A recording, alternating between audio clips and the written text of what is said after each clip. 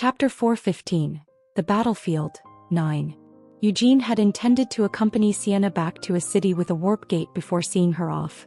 But Sienna had firmly refused him while shaking her head. "It's not like I'm a child, so what's the point of you wasting a few days just to see me off at the city?" Sienna argued. Eugene tried to persuade her. "Won't it be depressing to cross the snowfield alone?" "What's so depressing about that? It's not like I plan to slowly trudge across it, so don't worry about me.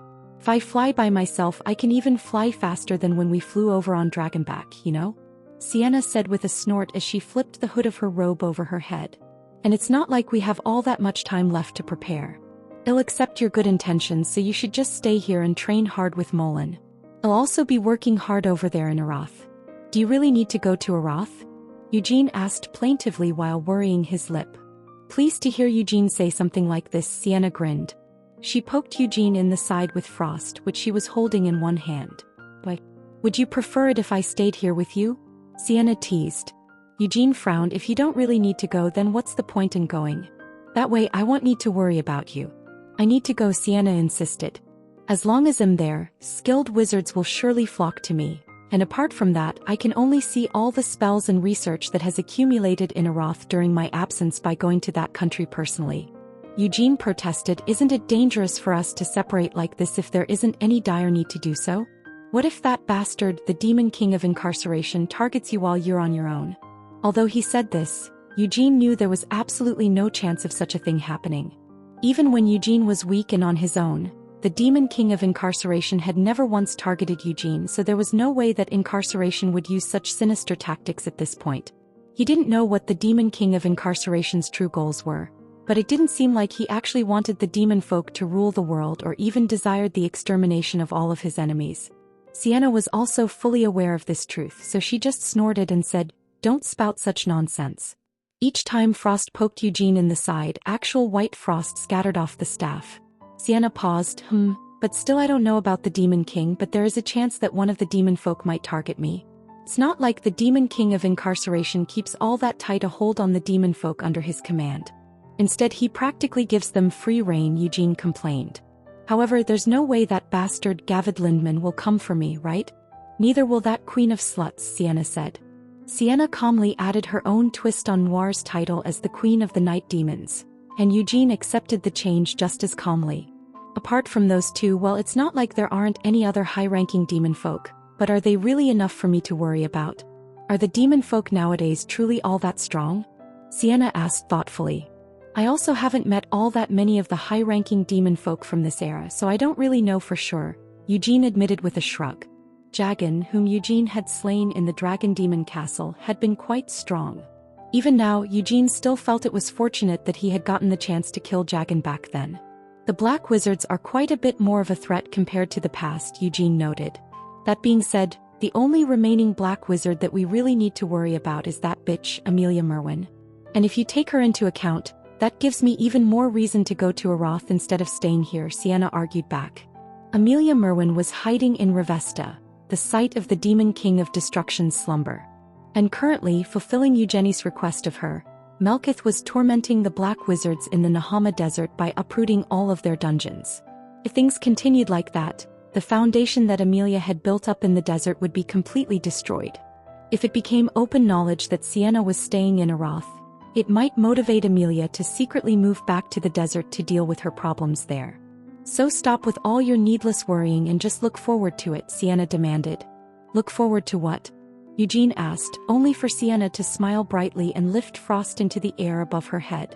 Keeping it held aloft in the air, Sienna slowly shook Frost from side to side, sending a sprinkling of white frost falling down onto her own head. "Just wait for this wise lady Sienna, who has already reached a level that no other wizard has ever been able to touch, to surpass even herself in the end," Sienna declared proudly. As he looked into the triumphant smile on Sienna's face, Eugene unconsciously ended up smiling as well. "You should at least take a few days to rest before you go. Aren't you being too hasty making such a decision and leaving the very next day?" Anise said as she emerged from the cave and walked over to Sienna. Anise began to run both hands down from Sienna's shoulders and along her arms, layering a blessing of her divine power onto Sienna's body. Sienna proceeded to move around a bit, adjusting to her now feather-light body. Today is a good day for me to set off, Sienna insisted. In a rare sight, the snowstorms had ceased for the day. Though in fact with Sienna's skill in magic she could easily make her way through even the fiercest snowstorms. But since she had already decided to go, wasn't it better for her to take the opportunity to leave on a clear day rather than in inclement weather? Well then, Sienna said as a gentle breeze lifted her body into the air. While pressing down on her hat with one hand to keep it from flying off, Sienna looked down at her friends. Exchanging glances with Molen, who was standing at the entrance of the cave, Sienna smiled and said, "See you later, Molen." Unlike Eugene and Anise, Molen hadn't tried to hold on to Sienna, nor had he felt particularly upset about her leaving after only one day. This was because he knew that this wouldn't be a permanent separation in any case, and he also felt that they shouldn't try to cling to her once she had already made up her mind. With a grin, Molen waved his hand at Sienna in farewell. Sienna then turned to Anise and warned, "Don't try to get a head start." She had shown a smile to Molen, but the smile was absent from her face when she faced Anise. Sienna narrowed her eyes and glared at Anise as if to reinforce her warning. However, Anise smiled back at her instead and proudly lifted her chin into the air. "I won't make any promises." "Hey, I'm telling you not to do anything so cowardly," Sienna yelled. Anise nodded. "I don't know what being cowardly has to do with this kind of matter, but I will surely take your warning into advisement."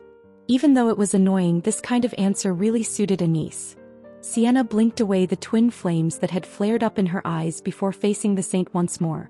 "Christina, what about you?" Christina just shrugged. "I'm very sorry." Christina's smile was different from Anise's.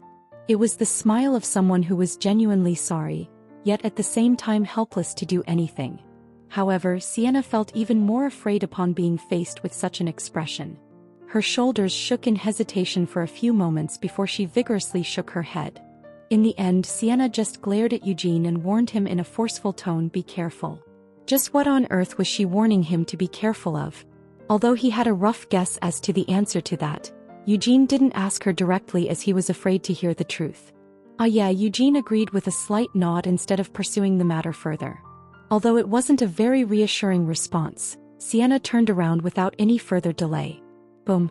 With a loud burst of air, Sienna turned into a ray of light and flew across the sky. And just like that, Sienna had left. But would she really be able to fulfill the words she had left them with and surpass even herself? Eugene didn't really have many doubts or worries regarding that. This was because now wasn't the time for Eugene to worry about others. At the very least, Sienna had the confidence that she could surpass herself. But on the other hand, let alone surpass himself, Eugene had yet to even properly awaken his full potential. Even after replaying his battle with Molen in his head over and over again, he just couldn't recreate the feeling that he had felt at that last moment when he had sliced through Molen's axe. "Still, I'm sure it has been absorbed into me somewhere," Eugene reassured himself. His subconscious must still remember Agaroth's movements. What Eugene needed to do was reorganize the fragments of Agaroth that had melded with him so he could make use of them in a more systematic and reliable manner. Then he needed to make those memories his so he could use their skills at any time. Instead of only being able to use it when he swung his sword in a trance, his goal was to be able to swing such a sword at will, even while his mind was clear. He had to get a grasp on that feeling and, at the same time, absorb it and make it a part of him. Eugene mused, Agaroth, the god of war who had stood in the way of the demon king of destruction. The impression that Eugene got from Agaroth was that of a self-centered tyrant. But the strength that had allowed him to slay a demon king while still a human and ascend to godhood was unquestionably real. Eugene wanted that strength. He needed to make those sharp blade skills his own. He also wanted to possess the senses and intuition that Agaroth had developed by going through and finding victory in countless battles. How long had it been since he had last looked at someone with such envy? Eugene chuckled at the hunger burning within his heart. Eugene began digging into the floor of the cave. He didn't bend over and start pawing at the ground with both of his bare hands. Instead, he stood crookedly as if he was trying to take the weight off of one foot, and simply began rubbing the cave floor with the other foot. With just that alone, he was able to hollow out the hard floor like it was mud, and hot spring water began to slowly flow along the path that his foot had carved. Molen had left, saying he would be back after killing the Nur, and Mare and Rymira had left the cave, saying they wanted to build a snowman. Thanks to that, the only ones here now were Eugene, Christina, and Anise. After opening a hole in the cave wall, They had laid out the items they used while camping in the newly created room. They had even managed to set up a spacious hot spring within the room. Since he had the chance, Eugene had decided to create a few more rooms, and since they weren't sure how long they would be staying here, Eugene also wanted to have a room for himself. While Eugene was busy digging out the rooms, Christina was on her knees, praying with her eyes closed. For Christina, offering up a prayer while stroking the stigmata on the palm of her left hand had become part of her daily routine and an important ritual. During the moments that she offered up a prayer like this, all distracting thoughts would leave Christina's head. All that existed in these moments were her faith in the light and her worship of Eugene. Or at least that's how things should have been. Today Christina kept trying to clear her mind, but her head refused to cooperate. As she sat there not seeing anything, not talking to anyone and offering up her prayers, thoughts that she kept trying to ignore just ended up rolling around inside her head. Hamel.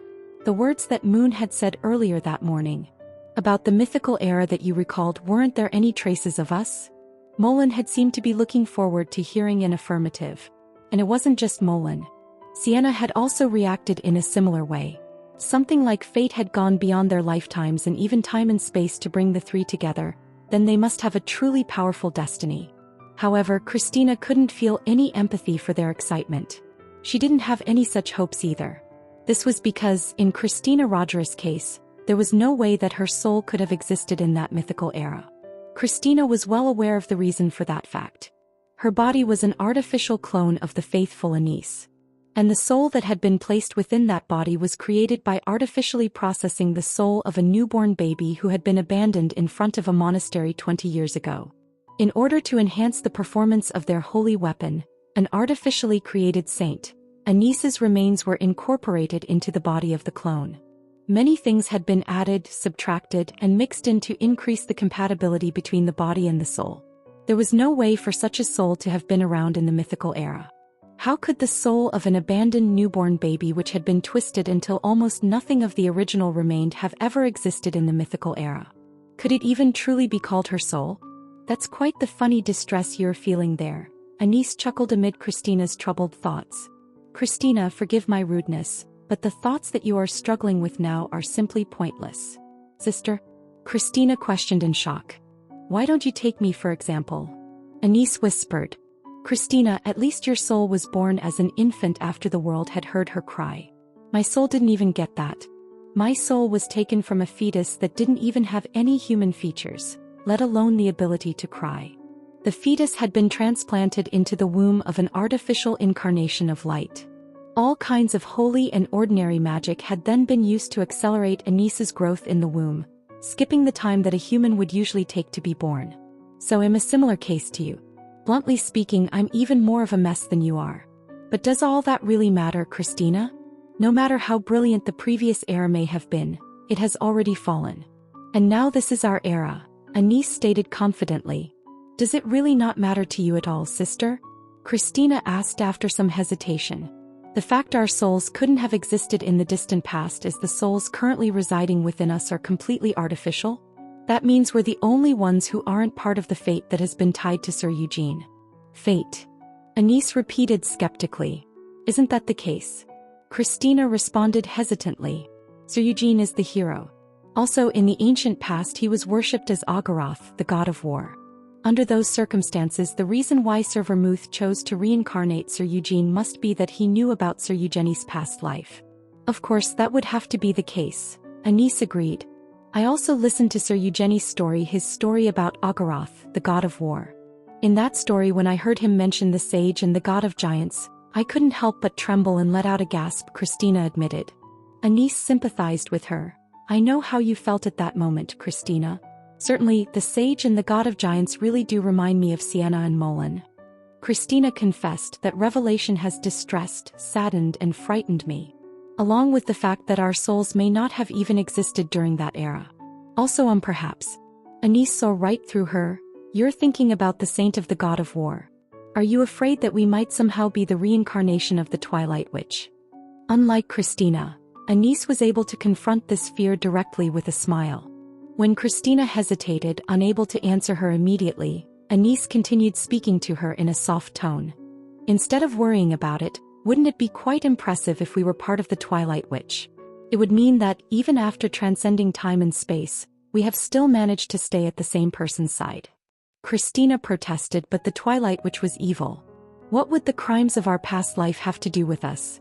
It's not like we have committed those same sins in the present. Also, Christina, I can tell you this much for certain, but we are not the reincarnation of the Twilight Witch, Anise revealed. Christina was surprised. Huh? I'm saying that neither you nor I are anyone else's reincarnation. Yes, just like you might have suspected, as artificial creations, our souls did not exist in the past. Therefore, we could not have ever been the Twilight Witch, Anise stated firmly, still speaking in the same soft tone. As she listened to these blunt words, Christina's lips parted unconsciously. She broke down in shock, unable to even maintain her kneeling position, let alone continue praying. Why are you so surprised?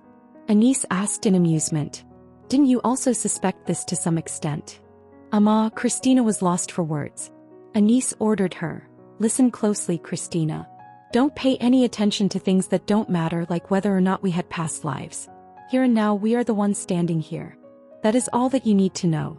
Christina understood the point Anise was trying to make, but she couldn't get over her shock that easily. Anise continued, in our past lives we didn't have anything to do with Agaroth. Agaroth didn't know of us. But why on earth should that matter?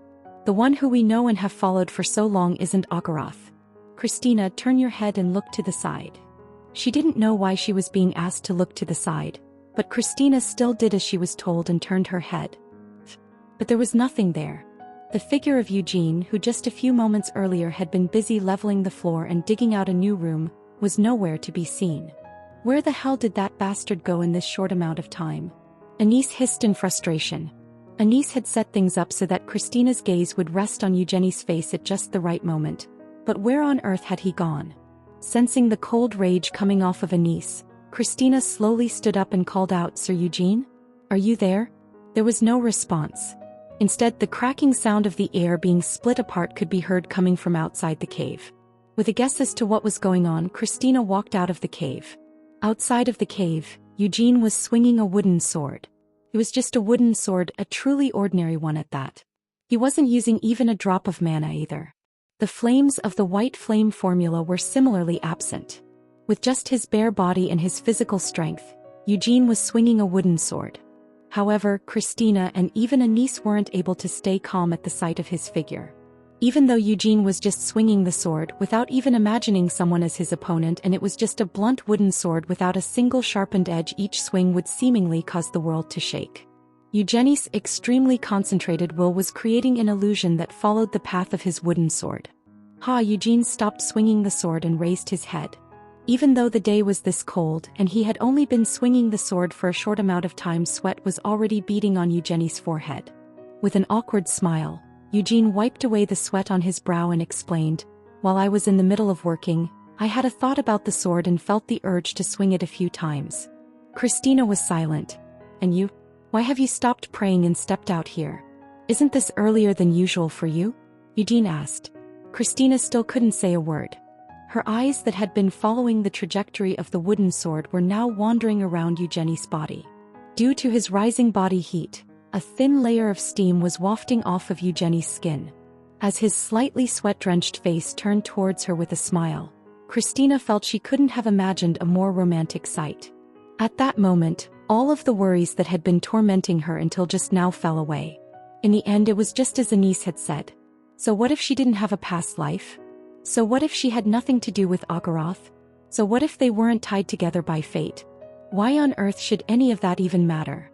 Christina was right here, right now, with the man who had saved her and told her that he would always see her for herself, and currently, it was just the two of them facing each other. Christina silently folded her hands together and offered up a prayer. Eugene couldn't understand why Christina had suddenly started praying towards him. Chapter 4:16, that one. The bit clamped between her teeth was left with no marks, let alone broken, no matter how fervently she chewed away at it. She had already been filled with frustration and despair over this matter from a long time ago, but that didn't mean she felt no regret. Moria. That was her name. She had no last name. As a child, she had a different name and lineage. The moment one joined the Malficarum as an inquisitor, Their name and surname disappeared, and they were left only with a number as their identity. While most inquisitors went through this process, it had been different for Himoria. She had been different from the other inquisitors of Malfakarum. She had been an elite acknowledged by all. After all, her father was the highest-ranking inquisitor of Malfakarum, the prospective head, the Punisher Atarax. Atarax was an elite destined for a potential ascent to the rank of cardinal should he prove his faith after his honorable retirement. Atarax had been an inquisitor as far as Himoria remembered. Thus, Atarax had no family name and naturally Himoria inherited none. Her name was bestowed upon her by her deceased mother. At least that was the answer she received when she asked her father. He was a commendable father. She revered and learned much from him, especially in matters of faith. He was a pillar of devotion. Heretics were unforgivable. Pagans needed to be extinguished. Dealing with malevolence and evil often dragged inquisitors down a dark path. Hence, one always needed to harbor the light within. Even if one's body was tainted by filth or misused, one always needed to have faith in the light. Himoria kept her father's teachings close to her heart. When she first visited the faculty of divine magic hand in hand with her father, Cardinal Pietro of the Academy welcomed her with a benevolent smile. Then she had been laid down on a magical seal. Several priests had surrounded Himoria and conducted various experiments on her. Ancient blood magic and necromancy, acquired from the holy empires which hunts long ago, were infused within Himoria. Additionally, she was reshaped from within using other various methods and influences. The pain had been excruciating, but she endured, believing it was all for her father and the light. Indeed, thanks to these experiments and surgeries, Himoria became a unique existence. She was able to make contributions and gain recognition in Malfakarum, independent of her father's influence and position. She had to wear an iron mask due to the side effects of blood magic that sharpened her teeth to be beast-like. Moreover, the necromancy infused within her occasionally caused her to go rampant, and she had to meditate silently to silence it. Despite having to go through such things, Himoria neither resented her father nor despaired over her situation. She believed it was all for her father and the light. She had genuine faith in serving the light, and she hoped that one day she would surely ascend to heaven. But now, everything seemed different. She thought about it all differently. Amelia Merwin had revealed truths to Himoria that she never wished to know. Himoria was indeed a being worthy of being called the daughter of Atarax. But her nature was far from common. Himoria was a chimera created from the blood and sperm of Atarax. He was a chimera created from a human. She was an existence forbidden by the laws of the continent. That was Himoria. Her sharp fangs were not mere side effects of blood magic. From the outset, Himoria possessed vampiric traits due to her genes. From the moment of her creation, it was destined that blood magic would someday be infused into her. The Church of Light declared that blood magic was not dark magic. But that was a lie. Blood magic originated from the power of vampires, one of the demon folk species. Blood magic was the result of lesser vampires imitating the powers of greater vampires. It wasn't merely that she was tainted by filth or using it. Himoria's very existence was an abomination. She was a product of heresy and sacrilege. She could never be accepted by the light. What did this imply? Himoria could never ascend to heaven. Yet time and time again, Himoria prayed to the light and begged for forgiveness for her sins. Though I have this form, let me worship you. It's true that I consumed many to survive in that pit of corpses, but please forgive my sins. Unfortunately, no answer ever came to her prayers. He knew why. No matter how many times she prayed for forgiveness, Himoria had already lost faith in the light. The hero Eugene Lionheart had recklessly intruded on the Fount of Light. Himoria had blocked his path with other inquisitors and priests. The sacred ritual held at the Fount of Light could not be interrupted, not even by the hero. The ritual had to be seen to completion for the light and for the sake of the world. Yet the hero disregarded it all. Eugene Lionheart. His actions were so ruthless and cruel that it was nearly impossible to believe he was the hero. It was a complete and merciless slaughter. That day, hundreds of inquisitors and holy knights fell to Eugene's sword. He swung the holy sword without mercy, which, without defying the hero's intent, allowed him to massacre hundreds of believers. Himoria witnessed it all and remembered every detail. The holy knights and inquisitors cried out to the light, to their god as they were slaughtered. Yet none were sheltered by its grace. The same went for Hemoria. She too cried out to God as she fell into a pit among numerous corpses. Her limbs had been severed and she had writhed in agony. But no salvation or miracle came to her. The only reason Hemoria survived that day was that she drank the blood of other believers and was picked up by Amelia Merwin. Needless to say, Hemoria harbored deep resentment for Amelia. In the first place, Hemoria hardly felt any other emotion than hatred for anyone. She despised the religion rotten with lies and corruption. She loathed her father, who thoroughly deceived and exploited her. She hated the light that did not grant salvation. She detested Eugene Lionheart, who severed her limbs and cast her into the abyss. She bore a hatred for Amelia Merwin, who gave her grotesque limbs she never asked for, implanted horrid things into her body, and muzzled and collared her like a dog. She wanted to kill them all. Hemoria ground on the gag while narrowing her eyes. Amelia had once said that dogs should be tethered in the courtyard. And so Hemoria found herself tied in the courtyard. Her home was the doghouse just behind her, and a leash ensured she couldn't stray beyond the yard. This was the territory of destruction, Revesta. It had been quite some time since Amelia Merwin had arrived in this place. For the initial period in Revesta, Amelia busied herself traveling to and fro from the mansion, meeting with many demons. However, at some point Amelia scarcely ventured out, not even to the courtyard.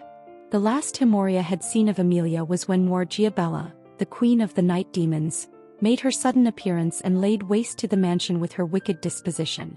That fateful day was 3 months past.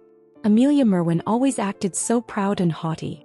However, she could offer no resistance against the explosive wrath of Noir Giabella.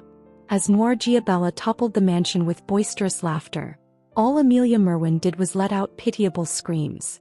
Pissy, haha. The memory would not fade from her mind. Hemoria chuckled quietly while touching the chain connected to her collar. Amelia Merwin carried herself with such arrogance as she boasted about her status as the staff of incarceration. However, she was still an insignificant existence before a true demon. And to think she was hiding out in Revesta out of fear of the wise Sienna and Eugene Lionheart. The more Hemoria pondered this truth, the more joy she felt. "You seem pleased," a voice came from behind. Hemoria turned to face it without flinching. Though the figure appeared without a sound, she knew very well to whom the voice belonged. Alfiro Lazet. He was a demon who served the demon king of destruction. Though her faith in the light had crumbled, her memories as a former inquisitor remained. Hemoria still found demons repugnant. Yet oddly enough, she felt a slight warmth toward Alfiro. Was it due to the alluring nature inherent to vampires?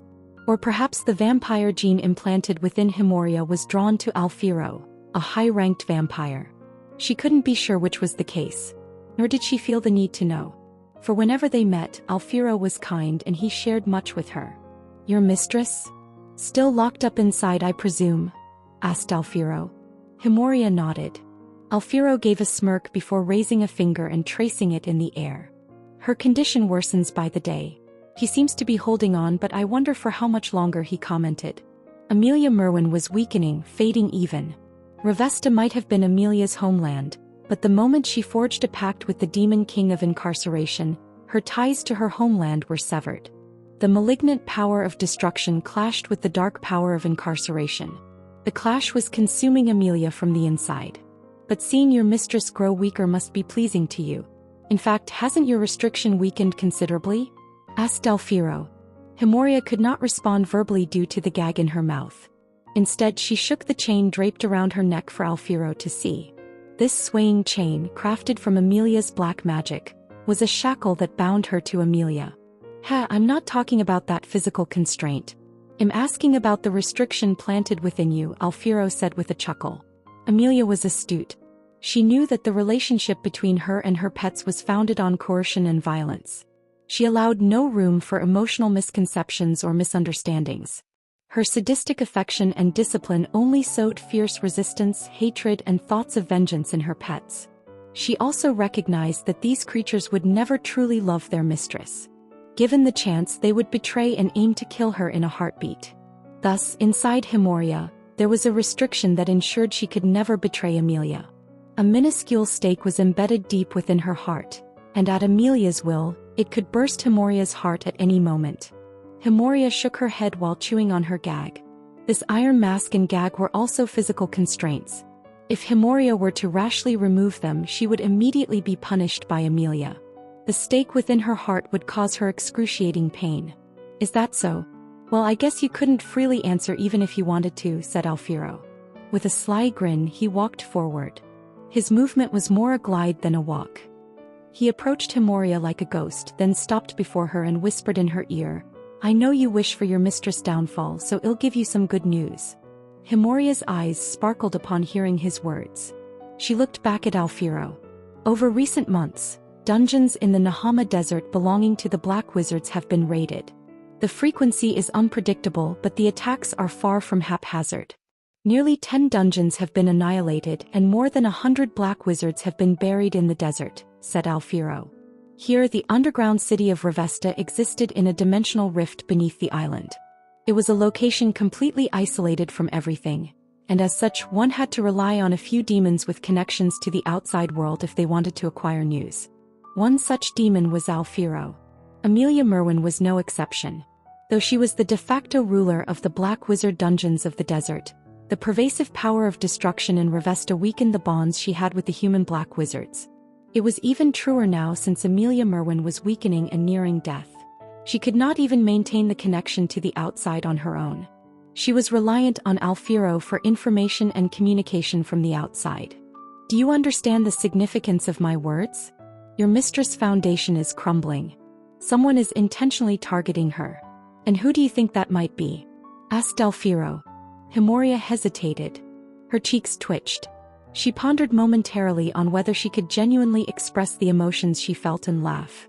I was wondering who the villain responsible for the assault was. Turned out to be an unexpected figure. Melkith El-Haya, the White Tower Master of Arath.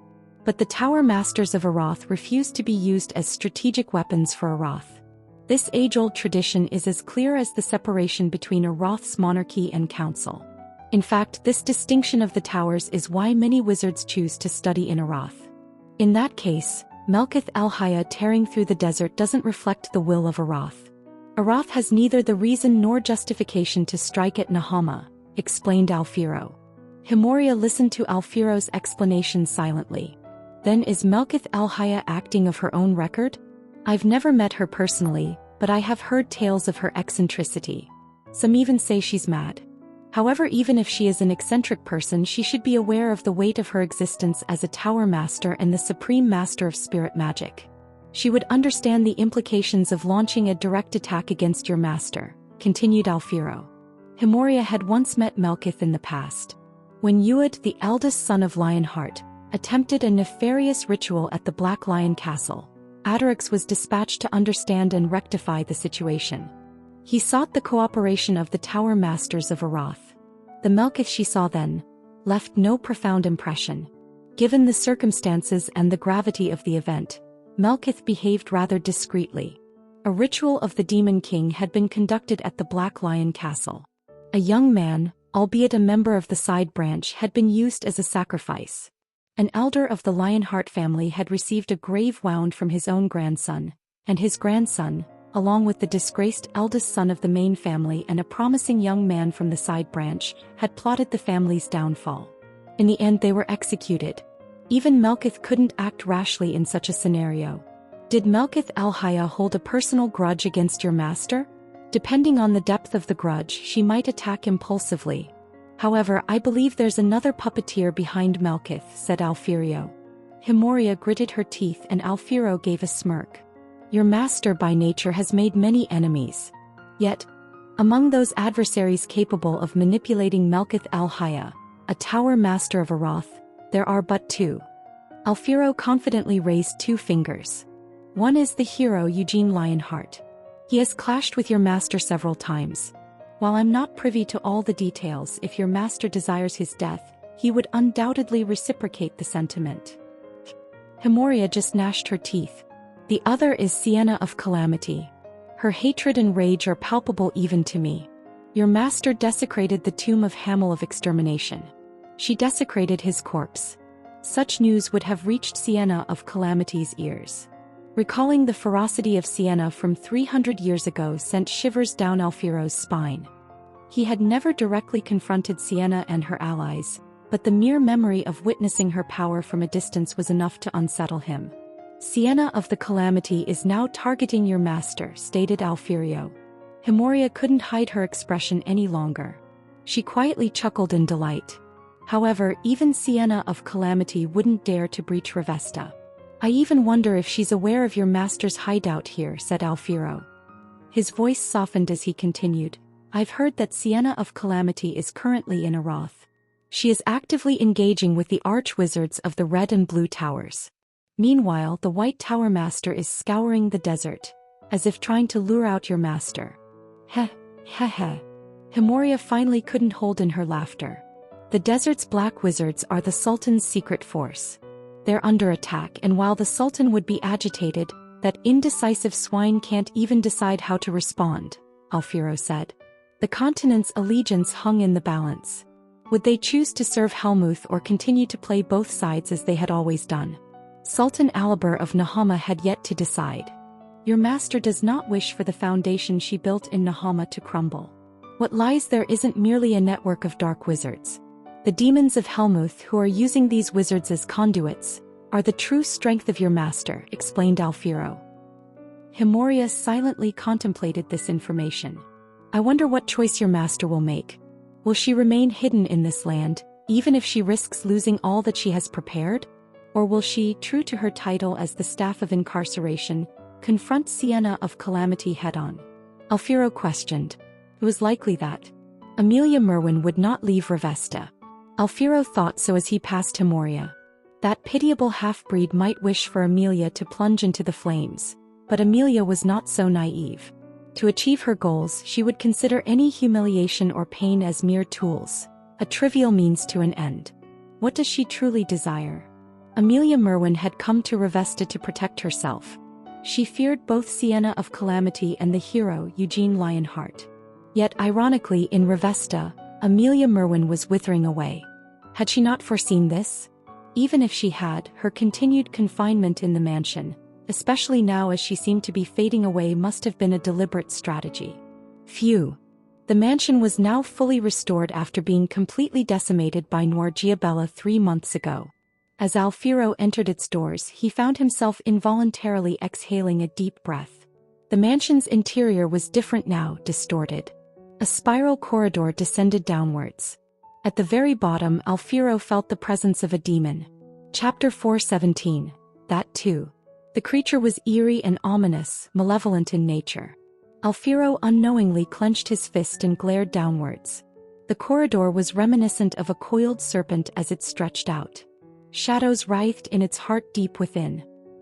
Alfiero knew what it was. 3 centuries ago, it had been Hamel of extermination. He was once a human but no longer. He was once a hero but no longer. This was an existence that had once dedicated its very being to the great cause of defeating the demon kings and saving the world. But now only vengeance driven by hatred and rage remained in its shell. It was a forsaken undead stripped of its purpose, honor and beliefs. But even that was long gone. Alfiero felt no remnants of an undead in it anymore. It was evolving into something beyond simple undead. Alfiero Lazet, the age-old vampire, knew the cause of this transformation. After initially being resurrected as a Death Knight, it had lost its physical form in a prior battle. However, it did not vanish. Instead, it returned to Amelia Merwin as a soul. Amelia Merwin provided the lingering soul with a temporary body. In addition, she imbued the soul with various enhancements for further fortification. If Amelia had sufficient time and resources without immediate threats, she would have meticulously crafted a new body and explored diverse ways to empower the soul. But things did not go as planned. Amelia Merwin secluded herself in Revesta to escape the menacing foes, and the barren, desolate realm of destruction offered her nothing of what she desired. Thus, she was left with no choice but to experiment with what was available here. Incredible. Alfiero murmured while shaking his head. Now it was left with no physical form. The dense, immense coagulation of dark power had merged with its soul and obliterated the temporary body. By now, even the impurities within the soul had been wholly integrated. It was a confluence of soul and dark power. That was how it existed. Alfiro felt his clenched fists trembling. His fingers dug into his palm and sent a sharp pain shooting through his hand. Alfiro pondered over the emotion he was feeling. He then considered whether this emotion was indeed justified. This was jealousy. A bitter smile crept onto Alfiro's face at the realization. For centuries he had served the Demon King of Destruction. In Revesta, while Alfiro wasn't the most ancient among the Demon King's subjects, he was confident that among those in existence he was the most devoted. He revered the Demon King of Destruction as humans worshipped their gods. He offered any clansman who defied this faith as a sacrifice to the Demon King. But the Demon King of Destruction was indifferent and heartless to his subjects. No matter how they pleaded or worshipped, he never responded. He would grant them the dark power they desired but nothing more. Every subject of destruction, once initiated, could attain the dark power they wished for. In other words, the Demon King of Destruction did not regard any of his subjects differently. No one was special. It was no different from obtaining the dark power of the Demon King of Destruction. Every one of his subjects could draw from his ominous and potent power, but none were exempt from the burdens. Numerous subjects had perished after failing to endure the dark power of destruction. It was the same for Alfiro. If he drew upon this power too much, he too would begin to crumble into nothingness. He's not even a true servant, Alfiro thought bitterly. Neither that entity nor its master, Amelia Merwin, were servants of destruction. Amelia Merwin was a subject of the Demon King of Incarceration, and the entity had been resurrected as a death knight by her and the Demon King of Incarceration's dark power. The power of destruction did not tolerate the power of other Demon Kings. Hence, Amelia Merwin was withering away. The same fate should have befallen that entity. Mere months ago it had been dying. But at some point the entity had begun to change, becoming something that was both undead and yet not. A transformation had taken place as its physical form disintegrated and its soul mixed with the dark power. Was it adaptation or evolution? One thing was certain. This entity was closer to the Demon King of Destruction than Alfiro or any other subject of destruction. And this change was unique, something Amelia Merwin did not possess.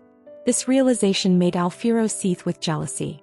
An entity that was once human, once undead, had now ascended to a status that neither he nor the other subjects could achieve. Alfiro shook his head while giving a sigh. He couldn't rid himself of envy but could not harbor anger against that entity. It was the will of the Demon King of Destruction for it to transform into such an existence. Alfiro jumped down the middle of the spiraling stairs. The descent wasn't far, but the moments it took to reach the ground felt long and viscous. If one wasn't a subject of destruction, they would have disintegrated halfway down. Landing on the dark floor, he felt a rush of potent dark power as he approached the entity. "Are you alive?" Alfiro couldn't help but ask. But then he smirked when he realized the absurdity of his own question. How could it be alive when it was a remnant of the past to begin with? There was no answer. But there was movement in the darkness. From the depths of the shadows, the entity began to show itself. Soul and dark power, both intangible and shapeless, were mixing to form a presence, casting a distinct shade unlike the surrounding darkness. It was a nebulous hue of gray contrasting with the darkness. Again. A voice, crackling and strained, echoed from the gray mass. It sounded pained, yet there was a hint of mockery. "Have you come to give that foolish wench false hope?" He was referring to Himoria. While Alfiro felt a slight pity for the chimera creature, it was superficial at best. Moreover, he couldn't deny that Himoria was indeed a fool. "False hope, is it? You say that as if in mocking that poor child," responded Alfiro. Heh. No, you're even worse. Alfiro, lazit you pesky mosquito. Let me ask you plainly. What do you intend by making use of that foolish wench?" asked the entity. "You misunderstand me," Alfiro responded as he approached the phantom, once Hamel of extermination. "Every time I come to this manor, I always encounter her." From Alfiro's perspective, everyone in this mansion was an unwelcome guest, especially Amelia Merwin. She was beyond annoying, she was despicable. A half-breed of man and demon. Even despite her pathetic existence, he might have willingly allied with her if she had served the Demon King of Destruction. But Amelia had left Revesta to pursue her own desires. But when danger approached, she had immediately flipped her alignment and fled back to Revesta. Had the Demon King of Incarceration not been behind Amelia? And because the Demon King of Destruction didn't refuse visitors as usual, Alfiro couldn't confront her directly. He had to make Amelia leave of her own accord. Your mistress seems to have a keen fondness for her pets. Some are left in the yard with collars, while others enjoy sweet pleasures within the comforts of the mansion, said Alfiro. His words were an evident provocation. Yet the phantom didn't express displeasure at being called a pet. He had heard such jabs too many times before. Still, that didn't mean he was indifferent. The phantom let out a dry chuckle while hiding his anger. Sweet pleasures, is it? This was a torment worse than death. More so as he had already experienced death. In life, death was the end, but now the phantom existed beyond that finality. For him there was no end other than annihilation. Oblivion. That was a fate heavier than death. And he couldn't simply wish himself into oblivion. The phantom had an irrefutable, undeniable reason to remain in this world. He had given up everything: honor, faith, humanity. He filled the voids they left with rage, hatred, and vengeance. Yet, he had achieved nothing. At the very end, his comrades had betrayed him. He had been rendered useless and unable to fight. Yet he still charged at Belial, the staff of incarceration. That was when Sienna had bombarded both him and Belial with her magic. Anissa's miracles suddenly ceased, and his tattered body was used as a meat shield as Molan charged. And in that final moment, Vermouth's blade severed everything. He wanted to ask them why they betrayed him. He had heard that Molan had resurfaced in the distant northern lands. He had heard that Sienna had returned after hiding out for centuries. Before embarking on his cruel revenge, he wanted to ask them the reason for their betrayal. He absolutely had to. Had they only told him earlier that he was no longer needed, that he was no help and was instead a burden. If only. I can play the part of bait, can I? Had he heard their intention before, Hamel would have calmly replied like this in the affirmative. Without making his comrades feel uneasy, without resorting to betrayal, Hamel would have willingly met his end by playing the part of the bait. Ha, ha. The spectre laughed with a raspy chuckle. This was the reason he could not fade away, the reason he clung to a pitiable and wretched existence. Every time he pondered over this subject, it not only caused terrifying and agonizing feelings but also reignited the depths of his emotions. He whispered while staring intently at the faint face of Alfiro, "Are you jealous?" He could see Alfiro's cheeks twitching.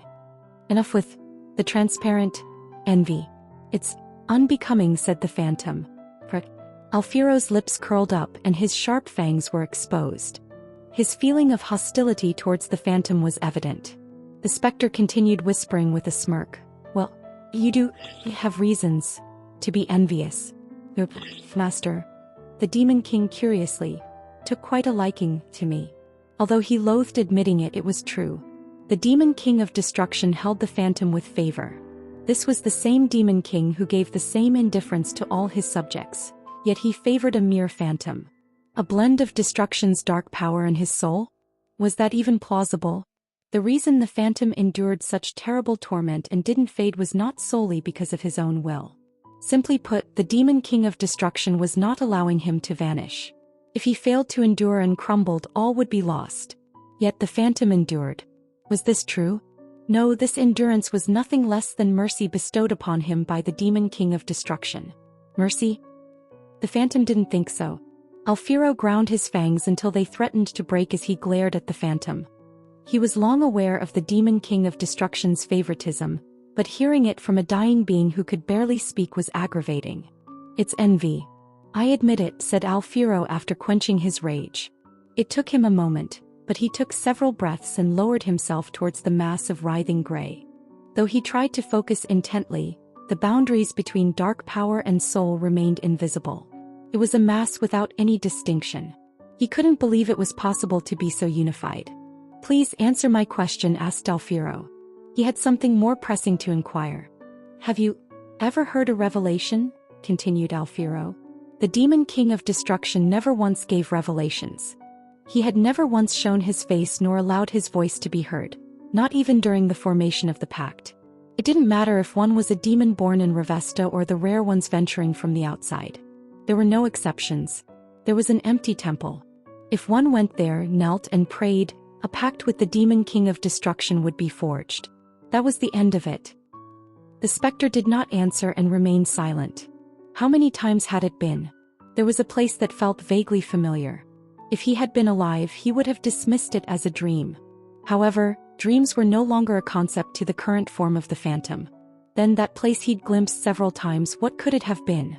It was a void where nothing existed, and yet within it there was a presence. A tingling sensation. No. Souls too could feel pain. The phantom suppressed a scream he yearned to release as he replied. Could one even begin to describe that place and its existence?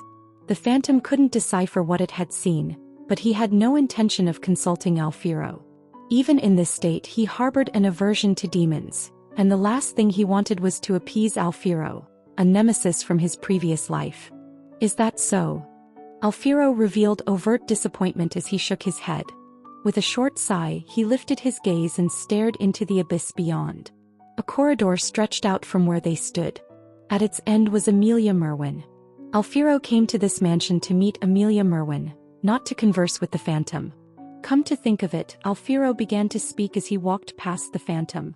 The demon king of fury was resurrected. The phantom couldn't comprehend these words. The demon king of fury. It was the very demon king they had slain 300 years ago. During the most glorious moments of his human existence, he had vanquished one such demon king with his comrades. A fallen demon king had resurrected? What could this mean? No need for alarm. The demon king of fury met their demise once more not long after the resurrection, continued Alfiro. What are you saying? Said the phantom. Eugene Lionheart, came the response. The phantom loathed that name. Knowing this, Alfiro continued with a sly smile.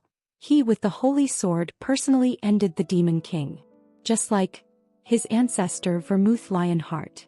Thump, thump, thump. Amidst the unfolding tale, the phantom heard a resonating thud. It was the sound of a non-existent heart beating. He found himself gasping for breath he didn't require. Various images flickered within in a single moment. He remembered facing Eugene Lionheart, clashing swords with him. He remembered how his blade had been overwhelmed and when he faced the unnerving sensation of an indomitable force as he faded away. He recalled the despair he felt then. What he felt now was self-loathing. Those were the words he had uttered in the face of defeat. Lost? To you? The phantom envisioned Eugene Lionheart. He was a distant descendant of Vermouth, with neither Vermouth's visage nor aura. Yet he had the same silver hair and golden eyes. He had wielded the holy sword, the annihilation hammer, and the demon spear differently from Vermouth. His style of fighting had reminded the phantom of himself. Eugene Lionheart had wielded the weapons in a way that the phantom would have wielded them. This made the phantom despise Vermouth even more. The treacherous Vermouth had passed down his techniques to the next generations. It was truly a cruel jest. Gore. Unquenchable rage flared within, threatening to consume its soul and dark power in its entirety.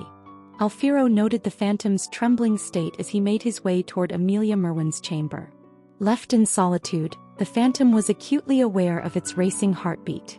Its soul, mingled with dark power, seemed to flutter towards an obscure abyss. You are. A distant voice echoed. The phantom couldn't recognize who the voice belonged to. That's. The phantom saw something as waves of gray colored his consciousness. Although he couldn't approach it instinctively, he knew. That entity was watching him. And its gaze was far from friendly. Chapter 418, That 3. The stench of the deceased permeated the air. It was no exaggeration by any means. Alfiro paused silently as he peered into the room. Empty potion vials were strewn across the floor, among them some shattered to pieces. Dark blood-stained bandages were scattered here and there as well. A soft, rhythmic breathing could be heard. There lay Amelia Merwin in a half-reclined state. She wasn't on a bed but rather in a piece of furniture resembling a bathtub. Inside it were various potions, unidentifiable liquids, and Amelia's own blood. The tubes connected to her suggested that the liquid inside the tub was replacing her bodily fluids. It looks like you've even mixed in narcotics, Alfiro said as he stepped into the room filled with the smell of decay. It was reminiscent of a garbage dump. Crunch. He inadvertently stepped on a potion vial and broke it. Only things vile enough to even intoxicate a demon. But they don't seem quite effective, he commented. Shoo. There was even an oxygen mask covering her nose and mouth. Amelia Merwin silently gazed at Alfiro. Her eyes were clouded. Was she far gone? Or was her mind merely fogged by the drug's effects? Surely not. Alfiro shook his head as he approached her. No drug can truly alleviate the pain that tears one's existence apart, Amelia Merwin. From what I see, you are indulging in a futile endeavor. Changing all your fluids, severing all your nerves, even eroding your consciousness. None of that will change who you truly are, said Alfiro. Why are you here? Responded Amelia. The response didn't come from Amelia's lips but rather from a pipe protruding from the tub. Firstly, take my advice to heart. I am genuinely concerned about your downfall, answered Alfiro. Nonsense, retorted Amelia. As long as you are here and as long as you are bound by a contract with the Demon King of Incarceration, Revesta will always resist your very existence. You have but two choices. One is to leave Revesta. The other is to break your contract with the Demon King of Incarceration and form a new one with the Demon King of Destruction, suggested Alfiro. No response came from the pipe. It was for a simple reason. It translated Amelia's thoughts into sound, and as such it couldn't reproduce her scoff. However, Alfiro could not have known this. As such, he continued, you know as well as I that one can instantly form a contract by descending to the temple. Even if you did form a contract directly with the Demon King of Incarceration, it wouldn't be able to precede a contract with the Demon King of Destruction. Your relationship with the Demon King of Incarceration will naturally come to an end. You let me into Revesta because you fear the Demon King of Incarceration. Stop pretending like you have any authority here, came Amelia's response. You dismiss my goodwill, commented Alfiro. I know well that your words are not out of goodwill. I know you still despise me. You would prefer I left and perished, wouldn't you? Or perhaps you'd enjoy watching me succumb to pain and fear, pleading to the Demon King of Destruction. Her voice was biting, yet Amelia's form in the tub remained limp. The liquid from the tub flowed through the tubes alongside a bubbling sound. I have no intention of releasing anything from my grasp. If I need to endure, then I will endure however much I need to endure, said Amelia. With a creak and groan, Amelia's form began to split apart. The fragmented remains of her body dissolved into the fluid. Alfiro silently stared at Amelia's form. The body submerged in the fluid was bare. The right arm remained, but the left arm was gone, and there was nothing below her torso either. Yet she was alive. Even though most of her organs were gone, black magic sustained her barely living form. Even as her body continued to decay and rot, Amelia persisted. Is that right? You have no intention of releasing anything from your grasp? Alfiro chuckled. He continued with a grin. Ignorance truly is amusing.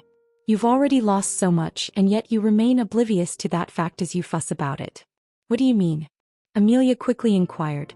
Alfiro felt a twinge of pity that she couldn't express any emotion as he informed her of the events unfolding beyond Revesta. The Demon King of Fury had risen once more. Eugene Lionheart had vanquished the Demon King of Fury. Sienna of Calamity had returned to the magic kingdom of Arath. Around the same time, Melkith el-Haya of the White Tower had been indiscriminately attacking the dungeons in the Nahama Desert. The Sultan was hesitant to respond aggressively because he was wary of the continent's gaze. Even now, the forces you left in the desert, Alfiro started. Before Alfiro could finish, a sound akin to scraping metal resonated from within the pipe. A cry rose from Amelia's consciousness. It was a scream without a voice. The pipe vibrated with a metallic groan, and the fluid rippled as Amelia's body began to tremble within the tub. The sound that emanated was too agonizing to be called a scream. Alfiro was taken aback. But instead of worrying for her, he started to clap as he mocked her. My word. To think I'd hear such a comical cry from you, Amelia. However, Amelia didn't hear his voice. The rage and loss she felt at that moment were even more horrifying than the pain of her near-death state. The pipes wailed their metallic cry for what seemed like forever. Alfiro stepped back with his arms crossed as he relished in the chaos. REQ, the metallic wails ceased, but sporadic tremors still ran through Amelia's form. Alfiro tilted his head as he locked eyes with Amelia. A request, she finally whispered. His cheeks twitched as he suppressed a smile. He slowly bent down and leveled his gaze with Amelia's. Whether those clouded eyes could see clearly was debatable. but Alfiro stared intently as he tried to pierce the soul he believed lay within. "Why should I heed your request?" he asked. "You granted me my requests until now, did you not?" Amelia said. "Do you truly ask without knowing why I did so?" Alfiro gave a hollow laugh as he rose from his position. He gazed at Amelia's battered and frail form. It was true. He had obliged Amelia's requests up until now. Amelia was wholly reliant on the information from the outside world that Alfiro brought her. Without his insights, she would be entirely isolated in Revesta, as if she had lost both sight and hearing. Alfiro had no affection for Amelia. He deemed her a mongrel, a half-breed, and he was frustrated by her self-centered and confined behavior. Yet he did not shun her. He wanted to discern the depths of her true intentions. What was Amelia truly after?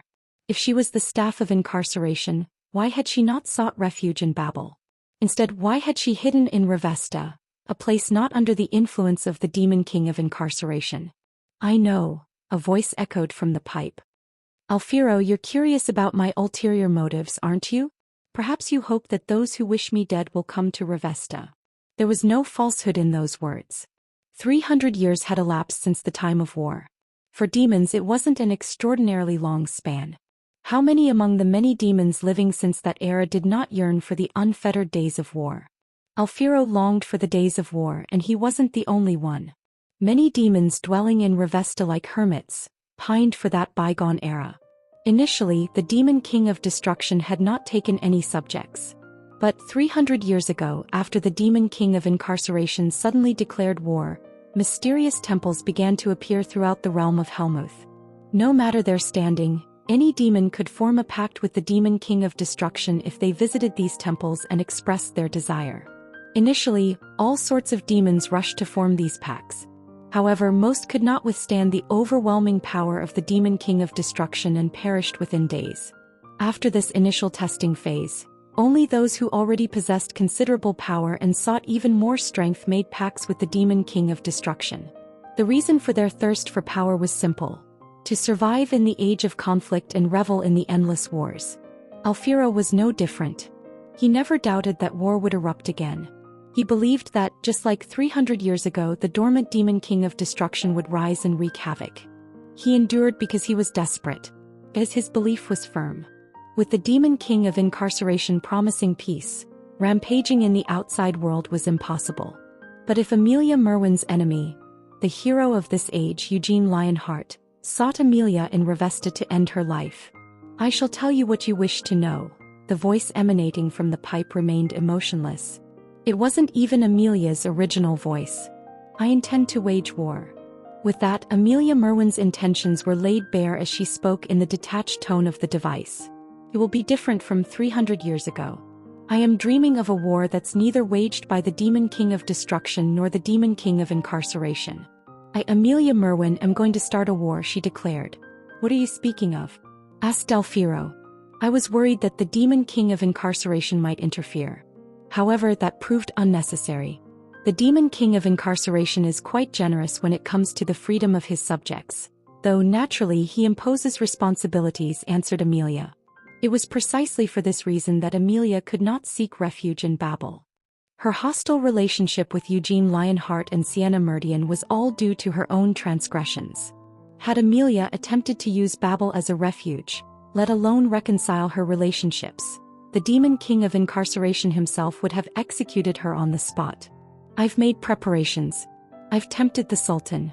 Promised lands thrice as vast as his current realm, fertile lands, not the barren deserts." The allure was too great for him to resist, explained Amelia. Alfiro said, "Waging war on the backs of merely the Nahama. Do you have any idea how many demons long for the days of war?" The voice from the pipe interrupted Alfiro's comment. "The current continent is at peace. Especially Helmuth. It has prospered so much that it's impossible to even recall the traces of the warring era and the times before it." "I never lived in that age, but you did," said Amelia. A silence lingered. "But know this. No matter how advanced or convenient the world becomes, those living in Helmuth are still demons. While many have adapted to modern Helmuth and transformed into complacent pigs, there are plenty who could not. They have been cast into correctional facilities in the guise of camps or wander the slums, or worse, dwell in the very sewers beneath, continued Amelia. Not all had suffered such a fate. The more quick-witted demons concealed their monstrous nature and wore masks befitting the age of peace. The elite of Helmuth, the high nobles, mostly did so. Gavid Lindman and Noor Giabella were prime examples. Do you know what I've put most of my effort into in Nahama? It was completely seizing the desert dungeons and expanding them. As a result, Nahama now has more black wizards than Arath. In fact, it has become the land with the most black wizards on the continent, explained Amelia. All black wizards were born from contracts with demons, except for special cases like Amelia Merwin. It was rare for one to aspire to become a black wizard and form contracts with demons from the beginning.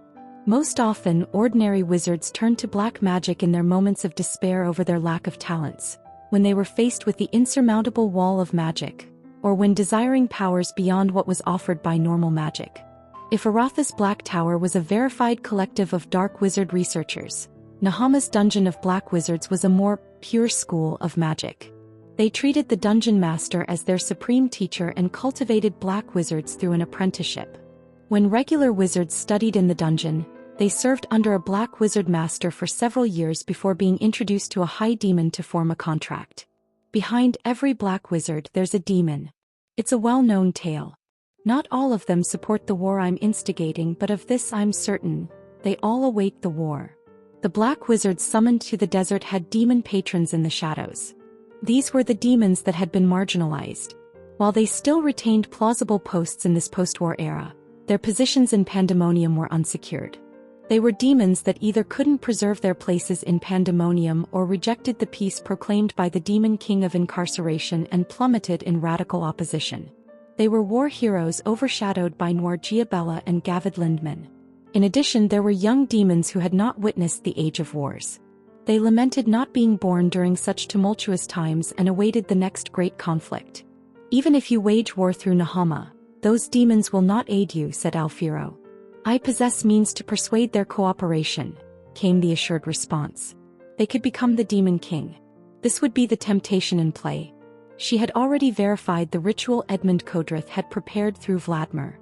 While Amelia herself had no intentions of conducting the ritual, she knew that the prospect of sitting on the throne of a demon king was a seductive allure for the demons yearning for war and greater power. The fact that Iris, that fool, could become a demon king will surely lighten the hearts of the other demons. By obtaining sacrifices and fear through war and achieving ascension to a demon king with the ritual I provide, I am certain I can muster numerous demons to my cause, explained Amelia. Alfiro didn't say anything. How about you? You too desire war, don't you, Alfiro Lazet? Would you not wish to secretly partake in my war and ascend to be a demon king? If you so wish and heed my request, I promise to grant you this first, even if it means offering all of the citizens of Nahama's capital as a sacrifice. I have no desire to become the demon king, Alfiro declined, shaking his head. What I wish for is war, and to witness the demon king of destruction making his presence felt on the battlefield. To stand alongside him as his subject. And my request? Asked Amelia. I do have interest in the war you wish to wage, Alfiro said. Stepping forward once more, Alfiro perched on the edge of the bathtub as he locked eyes with Amelia. What would you ask of me? He asked. I intend to send my hound outside. I cannot leave, you see. I wish to negotiate with the demons through this hound and use him in various ways. Sadly, I'm currently in such a weakened state to even pull on a leash, she answered. And your point? Asked Alfiro. You know, the chained hound outside is a chimera mixed with vampire blood. So, I'd like you to let her drink some of yours, asked Amelia. You wish to control the hound through me, responded Alfiro. She's such a frail creature that I worry she might perish if I let her loose outside, but if she drinks your blood, she won't be so weak, said Amelia. I will have a vampire from the clan look after her, Alfiro said after some thought. Alfiro belonged to the Lazet clan, a vampire clan that thrived during the Warring Era. Even though the entire clan had retreated to Revesta, their lesser clans were still active in Helmuth. You won't send out the other hound? He asked. That won't end up being just a hound, Amelia replied. To be frank, I don't know what to expect. I have no idea what's happening to it.